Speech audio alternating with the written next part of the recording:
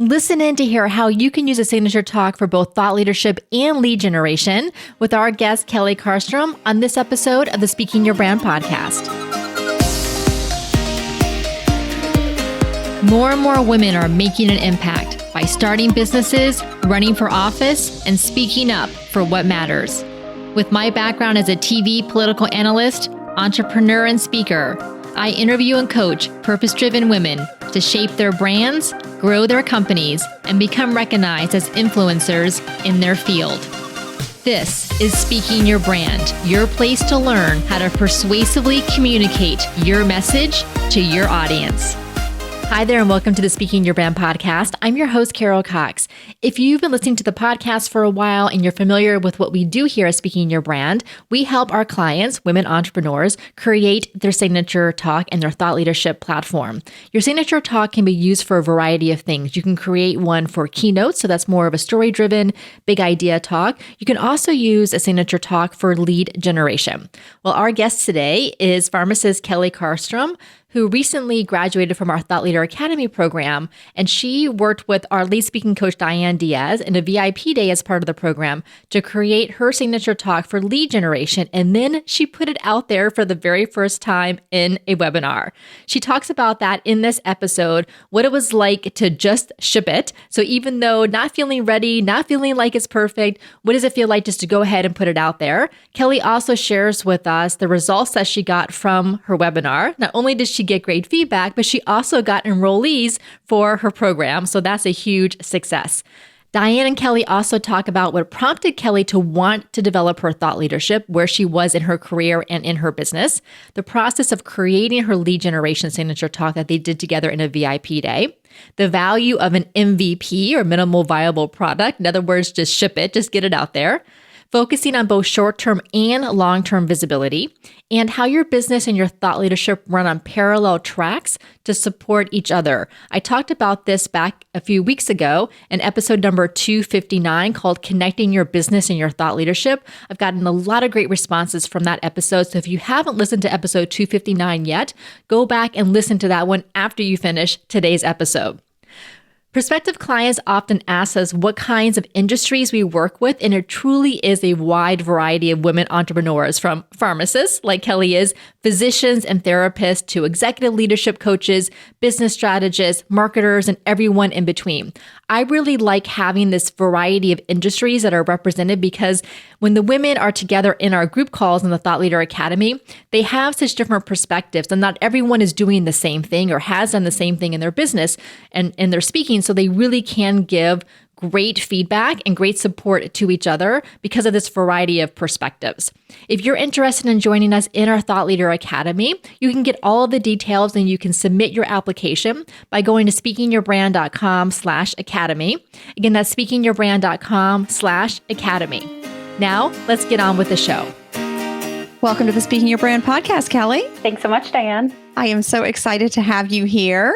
I want to start by just asking you, I know that you're a pharmacist, but I want you to start by just telling our audience a little bit about who you are, what you do, and you have kind of a unique, I guess, way of operating as a pharmacist. So I'd love for you to share that with our audience. Sure. Yeah, I'm happy to tell you a little bit about my business and my professional journey, which has ended up on a non-traditional path for sure.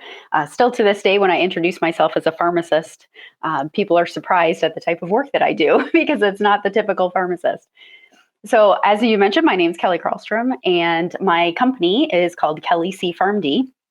I am an oncology pharmacist.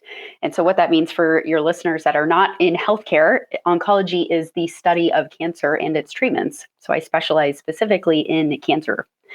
I have about a decade of experience in different areas of healthcare. So large academic hospitals, small community cancer centers, and more recently, the past couple of years in the healthcare technology space. Several years ago, I found a gap in the education in my profession. So there are a lot of pharmacists that work in a lot of different areas in oncology, but not all of them got there by the same path. And there's a lot of education needs for pharmacists working in oncology. Really the main reason because there's so much new information and new data that comes out in the treatment of cancer. Almost every week we have a new drug approved. So there's a constant influx of information. So it's really challenging to learn this complex specialty on your own. So I developed my education company a couple years ago, and pharmacists that are working in oncology hire me to help them develop that baseline knowledge, understand all about the different cancers, the different treatments, what the role of a pharmacist is in managing a patient with cancer. And I really love this work. It fills my cup. It lets me kind of keep my professional interest peaked with all the new information in oncology, but I also get to support fellow pharmacists. And I am a relationship builder at heart. I love supporting others in my profession kind of get the most out of their career path. And what that means is that we get more patients that are dealing with cancer have access to a pharmacist that's experienced in cancer. So I am super excited to support those pharmacists. That's awesome. Yes, I remember when you told me what you do and your take on the work that you do. I know it was a little bit kind of outside the box of maybe a traditional pharmacist or someone, maybe the careers you've had in the past, but it was like a little bit outside the box of that. And that's what intrigued me with the work you do is it's just so interesting. I remember prepping for our VIP day and reading your homework and having to look things up, which I just found absolutely fascinating. Of course, I'm not in any way, shape, or form a scientist or pharmacist, but it was so interesting to me. So I think from that regard, I can see where it's just completely fills your cup.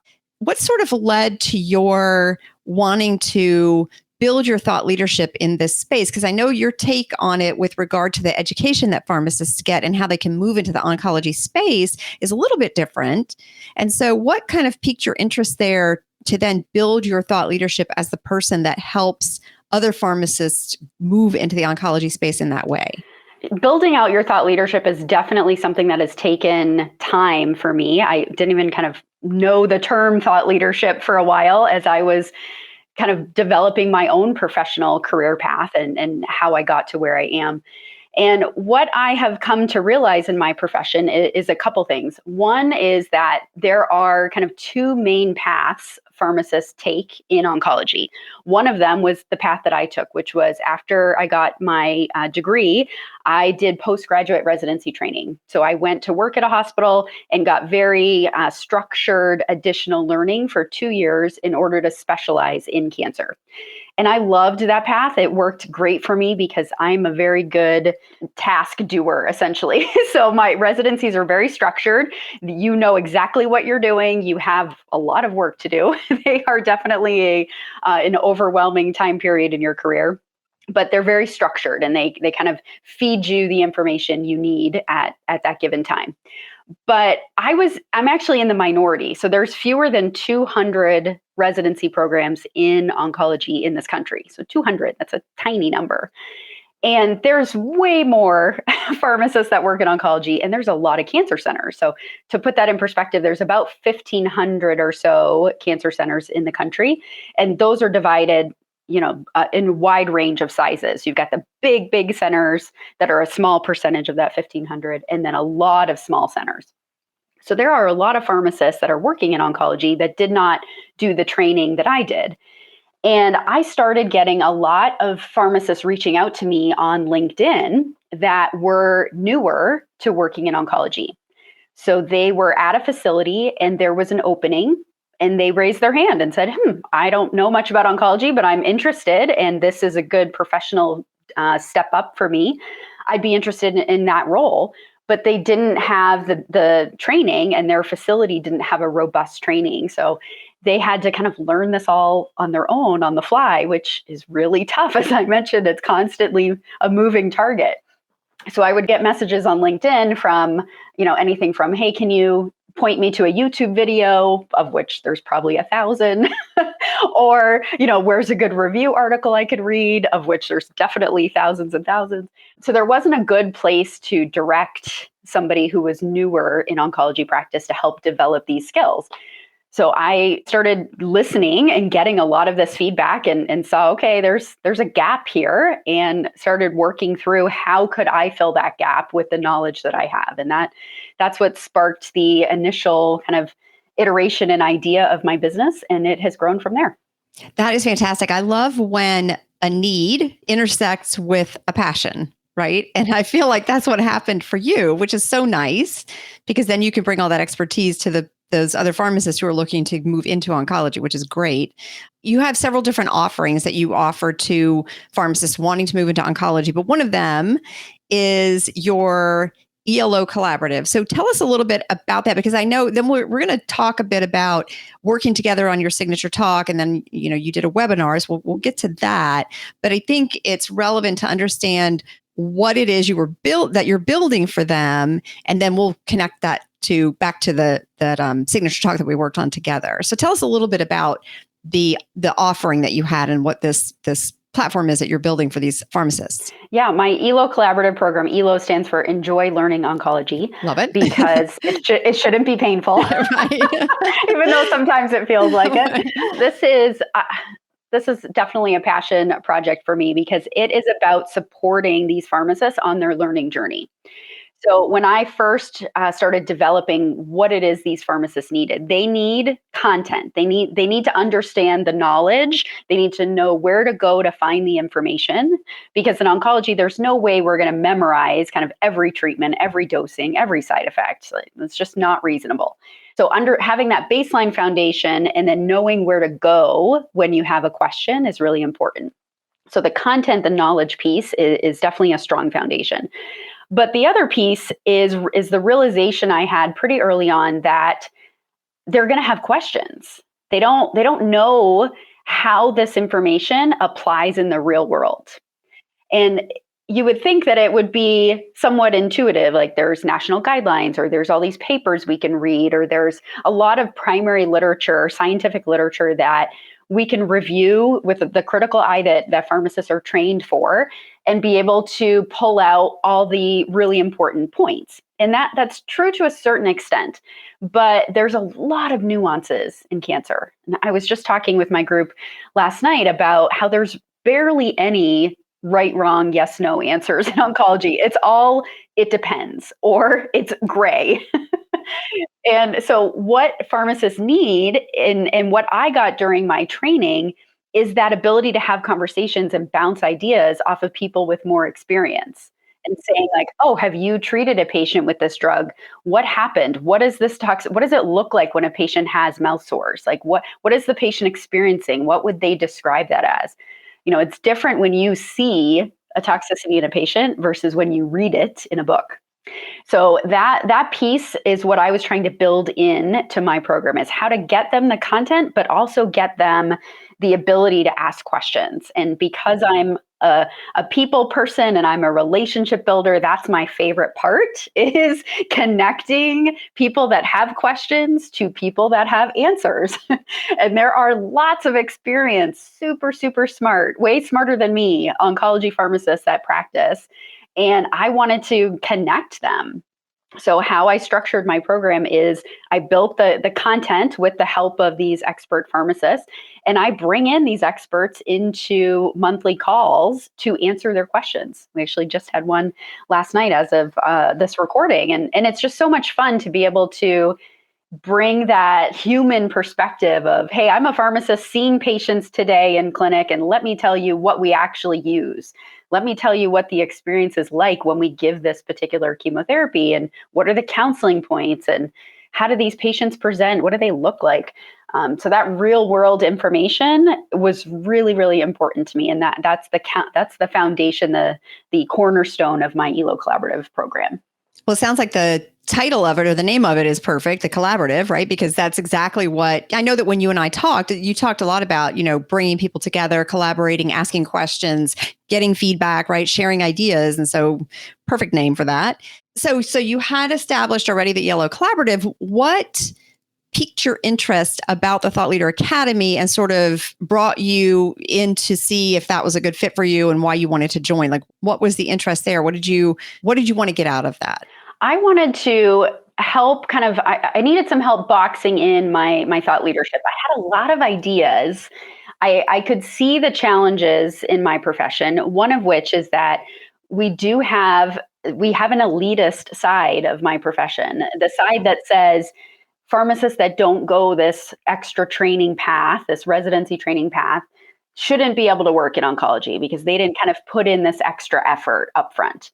But I think that's a bunch of hogwash because there's a big need. We have a lot of cancer. We have a lot of patients with cancer. We have a lot of cancer centers, and they need more support from pharmacists. That we have a very unique skill set that we can offer these patients and these clinics. And so restricting them to just pharmacists that have done this special training is just not feasible because we are a profession of self-learners. Same with kind of doctors and nurses, like healthcare changes all the time. So what we learned in school when I graduated more than a decade ago, most of that is out of date, especially in cancer. So all of us have to constantly keep up with this new medical information. And that's what we're trained to do in our doctorate program, is to critically evaluate new information. So we have the skills to learn this information. And I'm a big believer that any pharmacist can learn oncology with the right resources and the right support. So as I've been talking about this, and as I hear from other pharmacists that want the support and know that they can do it, they just need some additional support, I really needed some help kind of putting a box around what that looks like for my thought leadership, how I could talk about it, what are kind of some angles that I haven't seen, because we all have blind spots, and I'm a big supporter of coaching. I've invested in a lot of coaching in other areas of my business, and I really appreciate when people point out things that I didn't look at or I didn't see or a perspective I hadn't considered yet. So that's really what attracted me to the Thought Leader Academy, is to help me put all of that in a container that made sense to me. Yeah, that's a really great point, because I think it seems like most of the women who come into the Thought Leader Academy, it's the same thing, as they have all these amazing ideas and things that they want to do with their business or an offering or talk or whatever it is they're doing. But it's like, how do I package it up? How do I put structure around it? How do I give it some focus? And so, I remember when we met, just when you started in the Thought Leader Academy, and then when we worked on your talk, that's kind of where we started, is like, okay, here's all the ideas. Now, how do we corral those into something that's kind of structured, right? So you were in the Thought Leader Academy, we were going through the program, and then you and I did a VIP day together. Now, let me ask you first, did you have much speaking experience before the Thought Leader Academy? My speaking experience has been from a clinical perspective mostly. So not so much keynote, not really even workshop talks, more clinical presentations, which are common in my profession. Right. And so when we worked together, we worked on creating a lead generation webinar. So using our signature talk framework, but applying it more to kind of the webinar platform, because I know you had a webinar coming up. So we said, well, let's work on the webinar. Now, we did that in the VIP days. Tell us a little bit about what were your expectations kind of going in, and how did you feel like the process went? What were the outcomes from it? Did you feel like, clarity, or what kind of happened during that process? So when I was signing up for the Thought Leader Academy, I knew that I wanted to pick the option with the VIP day, because that had been kind of on my radar for a little while. I just didn't have a specific use case for it yet, because I had in my brain that I would use it for developing a keynote talk, which I would love to do at some point in the future, but I don't have kind of one in the immediate future. So as we got into the program, I was thinking, okay, I could use this to develop a keynote, even though I am not kind of at that point yet, but could be soon, and I could prioritize it. But lately in my business, I have been trying really hard to do the next best thing. I love to think kind of lots of ideas and big picture and what's happening a year from now. But I'm working on reeling that all in and saying, what do I need to do right now to move the needle in my business? So because of that, I knew that I would use it to develop a presentation for a lead generation webinar. So I had that idea going in, but when we spoke and when we started kind of laying out the foundation or the framework for how this day would work, I didn't really have an idea of what kind of content would come out of it. I had in my head what the purpose of this webinar would be, what I was trying to enroll people in at the end, which was that ELO Collaborative. But I didn't quite see that the thread of what kind of content should be in there to lead into my collaborative. I think that's the most unexpected thing, I guess, that came out of it. I had an idea that I could reuse some of this content that I have in this other program. And as you were talking through the steps and the process and how you work with other clients in this, I quickly realized, oh, okay, I need to rethink this and look at this from a different angle. And so the questions that you posed during that day really helped me think through what kind of content needed to be in there. Yes, Kelley, I remember you showed me a presentation you had done before. And so we kind of started with those ideas, but then I know we talked about kind of simplifying it down and to walk the attendees down a path to get them to want to join the ELO Collaborative, which was the goal. And then you ended up delivering that webinar. And I know even if, I think that was like the first one that you used that talk for. How did that go? It went good as a first webinar could go. Yes, you never know how they're going to go, but I mean, you have to do the first one, right?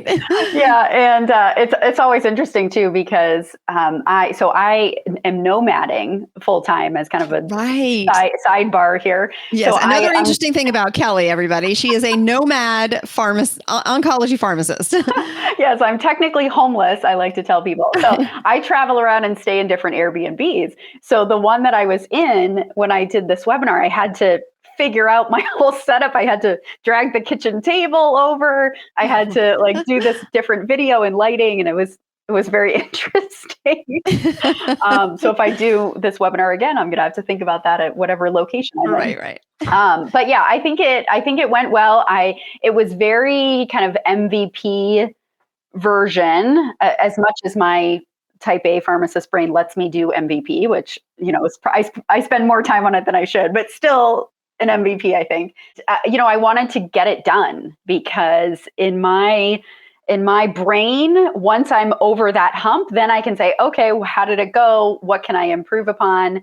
I wanted to do a little bit more planning, give a little bit more lead time up to it. I wanted to practice it a little bit more and have it come off kind of casual and less structured, I guess, because I didn't know it all. I didn't kind of memorize the whole talk. So there's definitely things that could have been improved, but overall, I think it went really well for my first one. That's great. No, I know that when you anybody gives the first webinar, it's always, even if you're not in an Airbnb, it can be very stressful because, like you said, you don't exactly 100% know the content yet. You don't know the flow of it. You haven't delivered it before. So there's sort of that, you're kind of doing it cold to the audience. And so there's always that nervousness is like, how is this going to go? But obviously, that's what I love about you, Kelley, is your willingness to just do the thing. It doesn't have to be perfect. It needs to get out there and then you can start iterating on it, which is what we always tell our clients, just get the thing out there and then get the feedback, deliver the webinar, make tweaks to it. And then the next ones will be even more amazing. Yeah, I'll tell you that is a skill I've learned fairly recently in my professional career. Up until I became an entrepreneur, I would say I was the opposite of that. Yeah. I was very kind of triple check type of person, and it's got to be absolutely perfect and well rehearsed. And I think that a lot of my profession is like that because have to be, right? Rightly so, right? We are dealing with really complex treatments with very sick patients. And there are consequences to kind of doing things half-heartedly. But when I got into business, I started realizing that I wasn't going to make any progress in any amount of time unless I really just did something and figured it out along the way. So it's been definitely a journey, but I'm so glad I learned that lesson fairly early on because it's given me a lot of opportunities to kind of as a jumping point into whatever the next thing is. Yes, Kelley, it's almost like you have to use a different part of your brain running the business versus being a pharmacist, right? You have to shift because like you said, in pharmacy, yes, attention to detail and triple checking things, that's people's lives. You have to do that. But with the business, it'll hold you back if you don't get the thing out there, right? So I think that's a good opportunity to kind of practice that, let me just do the thing and get it out there. And so you get an opportunity to try the webinar, tweak it, whatever you need to do, but then you can kind of let go of it. Okay, it doesn't have to be perfect. just going to do it. Okay. Maybe the lighting's not, I'm on the kitchen table, lighting's not great, but here we are. This is what we're doing. Exactly. That's good. But also I think that allows you to take quick action and, with your ELO Collaborative and wanting to kind of grow that group and, generate leads from this webinar, I think obviously if you don't get it out there, that's not going to happen. Mm-hmm. Yes, exactly. And I had some great comments from the webinar, both from I asked a question on the registration page. So I got some great comments from the people that registered for it and then afterwards. So, I think anything in business that improves your visibility and gets you out there more talking about the thing that you do and how you help people helps. Even if it's, a handful of people that see it, it is a handful more than saw you yesterday. Absolutely. And, that's a really great point because in building thought leadership, when you start talking about that thing you do more and you start delivering it to, like you said, even if it's just a handful of people, you better understand it. You're better able to communicate it. It becomes clearer in your mind. And then you're able to deliver it in a way that resonates more with the audience, which is the key. So do you have any insight from how were you able to recruit anybody into your ELO Collaborative from the webinar? I did. So the webinar opened my cart, which was open for a week afterwards. So I did have some enrollees in my program, and it's given me some ideas for the next enrollment period too, of how to use the lead generation webinar in a different way. So this time I only did that and I didn't do anything else. So now the next time, okay, how can I use that webinar in addition to something else and measure that and see what the difference is? So I definitely have the experimenter's mindset. And I heard somebody else talking on a podcast recently about the puzzle that is business. And it just really resonated with me that it's so true. There's all these pieces and they're all the blue sky. And you're just wondering like which one fits in which place and what's going to resonate more and what do I feel good about doing and how do I want to show up? What do I like doing? So I really like that analogy of it's just a big puzzle and we're here to kind of try to fit the pieces together and make a beautiful picture out of it. I love that. I love that so much. It's so true. And, the beauty too of your lead generation webinar is that you can modify it a little bit and deliver it in person to schools, conferences, places where this audience is going to be. So do you have any plans I know you probably have plans to do more webinars, any plans to deliver that in an in-person setting? I don't have concrete plans yet, but I definitely want to, that's on my radar to start thinking about conferences as we come out of this age we are in. And I'm definitely looking into what conferences would be the best place for me to be at to have presentations or conversations like this. Oh, fantastic. Good. Because I really think that your signature talk has, obviously many applications, the webinar, in-person setting. You can even, use points of it when you're talking on other podcasts to potential, audiences that are pharmacists. So lots of opportunities to kind of riff off of what you created and deliver it in kind of a different way. So yes, definitely. And I'll tell you one little nugget that got pulled out of it that I just thought about was when I was adding content after our VIP day, kind of layering in some of the additional nuggets and stories and whatnot. I had put in one of this, an example, because one part of the presentation was about confidence, building confidence. Because as I mentioned, oncology is very overwhelming and it's easy to think like, man, I'm never going to understand this. So building confidence is really important. And something I mentioned in the talk was about creating a win database.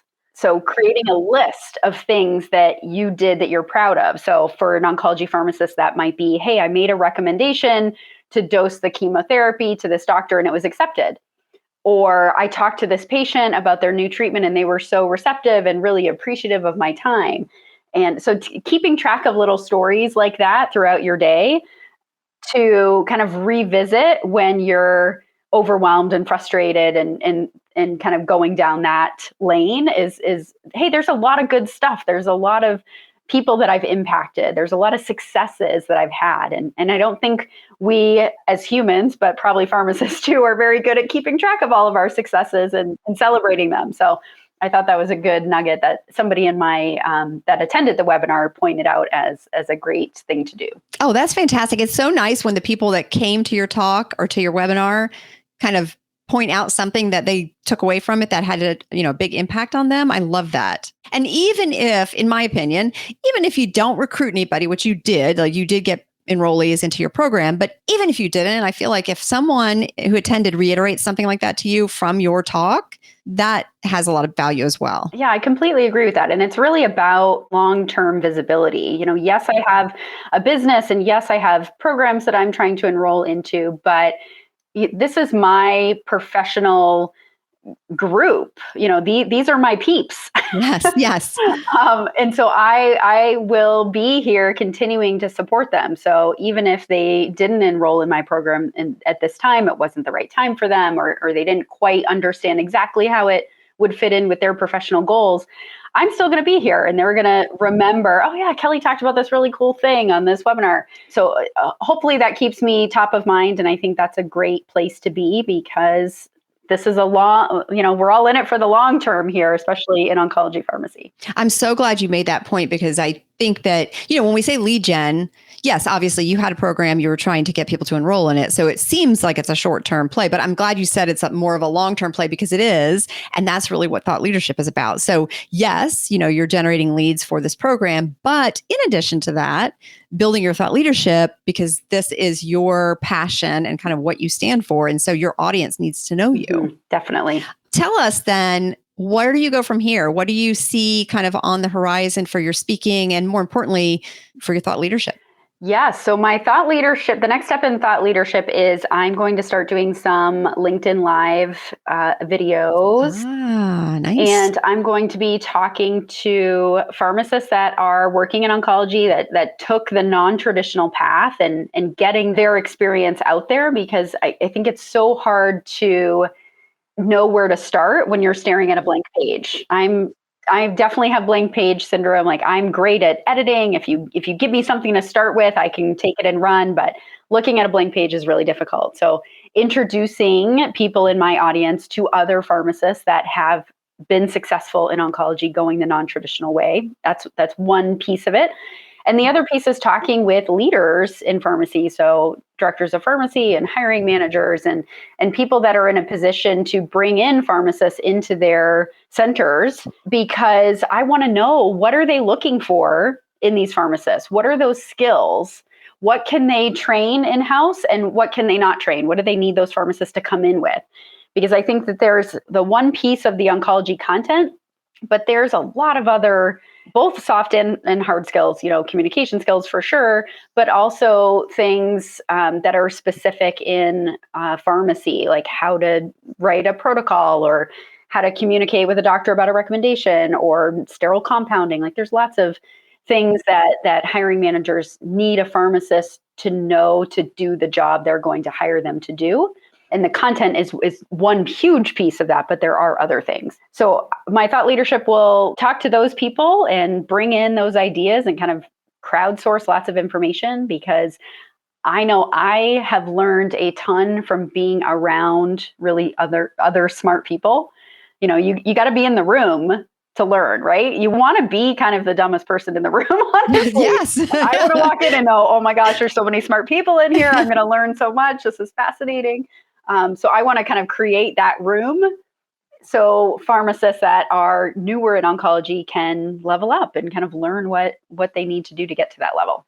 So that's definitely my priority here coming up soon. And then, as we briefly touched on, definitely conferences. I am looking forward to both attending conferences once we get back up and running here and meeting my colleagues in person, and definitely finding ways that I can bring valuable content to my colleagues in those settings. So talking about whether it's non-traditional careers, because that's something that I'm passionate about as well. I have had different jobs outside of patient care, which there's a huge need for pharmacists experienced in oncology to work in non-traditional jobs.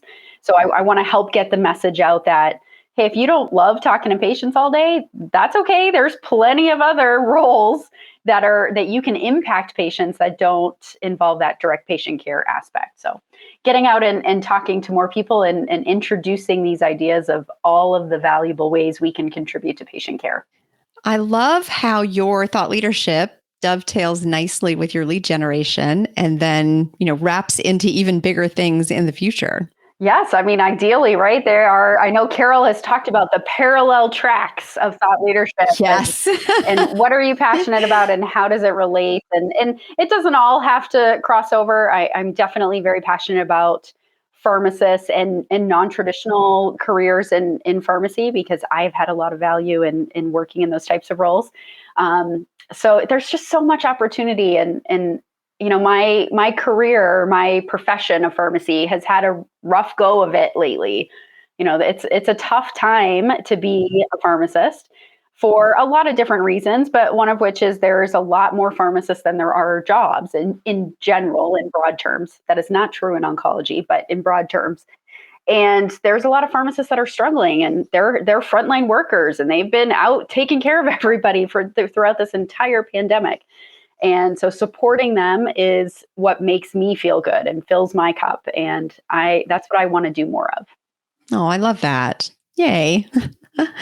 All right, Kelley. Well, tell our audience where they can find you online and where they can connect with you. Yes, I would love to connect with everybody on LinkedIn. LinkedIn is my favorite social media platform. So you can find me there, Kelley D. Carlstrom. I'm also on Instagram under Kelley C. PharmD. Kelley here is with an EY. Always gets misspelled.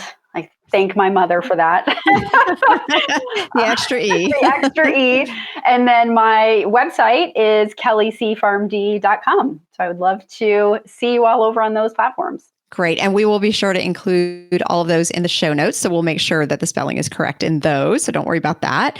Well, Kelley, it was such a pleasure not only to talk to you today, but to have you in the Thought Leader Academy. You were such a valuable member and, supporting all the other women and sharing your knowledge with everybody. And it was my true pleasure to work with you in the VIP day. And I'm so excited about your lead generation webinar. And I can't wait to see you do more of those and speak at some conferences too. Thanks so much for having me, Diane. And I enjoyed working with you throughout the Thought Leadership Academy and through my VIP day. So thank you for all of your support.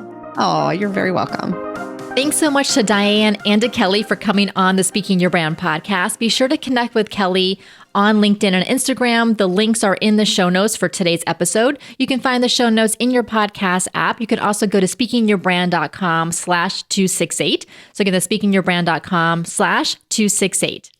In our next couple of episodes, you're going to hear from some more graduates of our Thought Leader Academy, including Nicole Edwards. We're going to talk about how to create a memorable bit for your keynote speech. And also Christy Rocha. We're going to talk about ways to share your thought leadership message. And Christy did just that when she was in our Thought Leader Academy. She was really creative and had a number of ways that she was putting out her thought leadership message. Until next time, thanks for listening.